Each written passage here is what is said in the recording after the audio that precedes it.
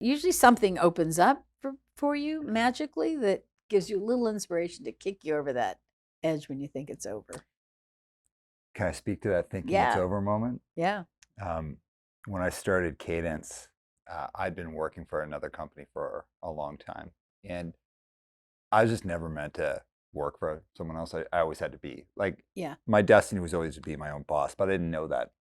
I always kind of thought that I was going to like tuck into someone else's company.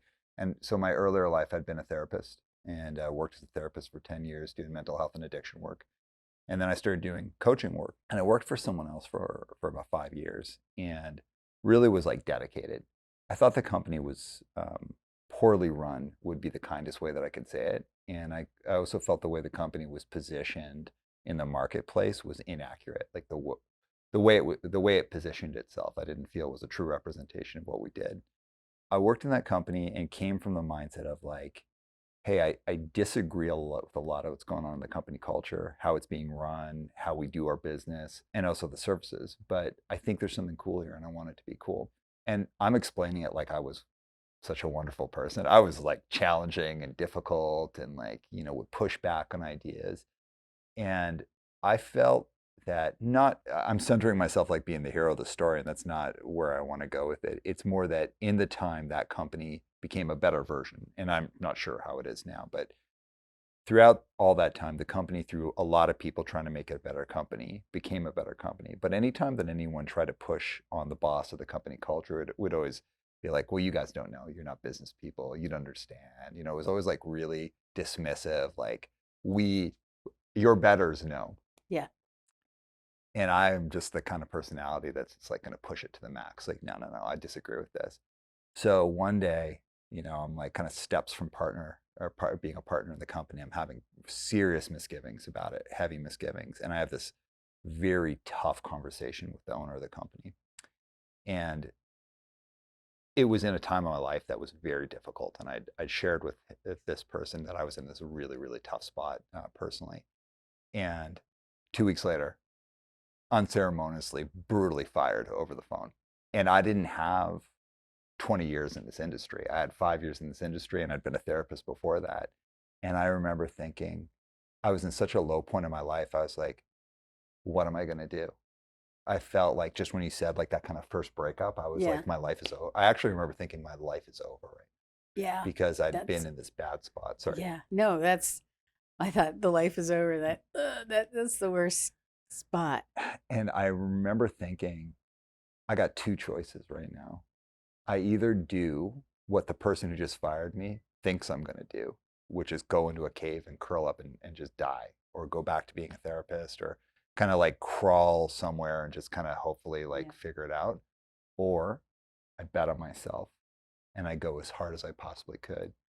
So I got off the phone, I got fired, and I was in a state of shock, couldn't believe it, because again, it was just a very vulnerable moment of my life.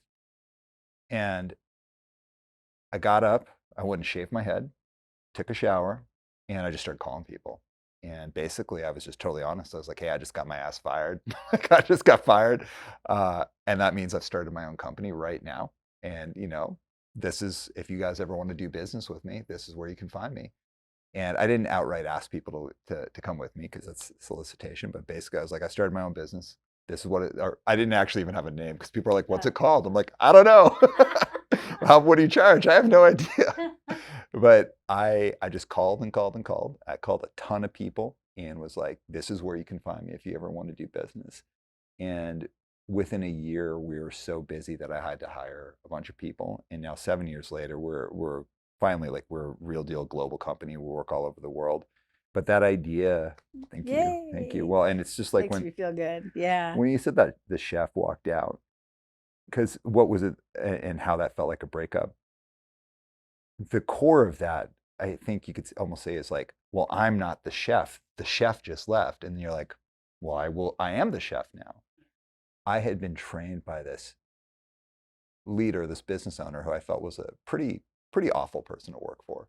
I had a really really negative experience with this person. I'd been trained that I don't know business. I don't know how to develop business. I don't understand a P&L. That the leadership space requires real expertise, and I'm so lucky to work in this company. Like, you're so lucky. And I just remember it's like, either I believe what this person has tried to train me and everyone else in this company to feel we're all dependent on them and their brand, or I realize that they were actually dependent on us and I can go and do my own thing. And a big That's dialogue in that great. company Yeah. had always been, thank you. The big dialogue in that company had always been everyone who'd ever tried to go out on their own failed. No, I went out and I did my thing. And I think the thing that I'd encourage anyone here is like when you have that like first heartbreak, like moment, I love what you said when you go through the eye of the needle, you can never go back. It's different. You bet on yourself 100% of the time. That's what you do.